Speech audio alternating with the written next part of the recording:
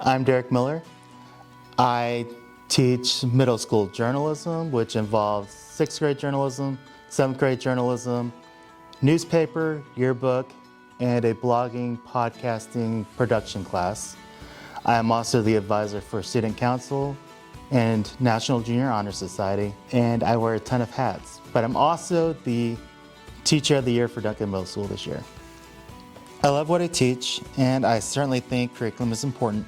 However, at the end of the day, I think we should teach students how to be good people first.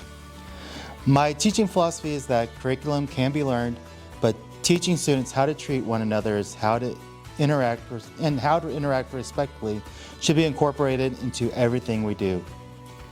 For examples, my students start every day in class with a daily writing assignment. I have a prompt written on the board, and the students spend the first 5 minutes of class responding to the question.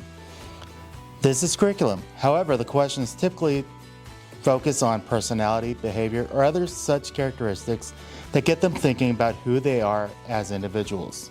I recently spent a week of these writing prompts focusing on role models. What does it take to be a good role model? Who are you as a role model? Who is your role model? And other such questions. Students need to realize that someone may be looking up to them and mimicking their behaviors, both good and bad.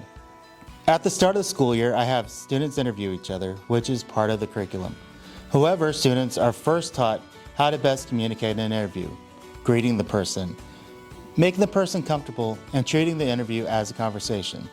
Also, when we work in partners, I typically put students with someone they may not talk to otherwise, because I think it's important to see everyone as someone like them regardless of their differences. Yes, curriculum is important, and that's one reason teachers do what they do every day. But I still think we need to put the focus on helping students to be good citizens and the best versions of themselves. Curriculum is the avenue in which we teach these life skills. Every classroom has a mixture of personalities and behaviors, but it is our job as teachers to help students determine the difference between right and wrong.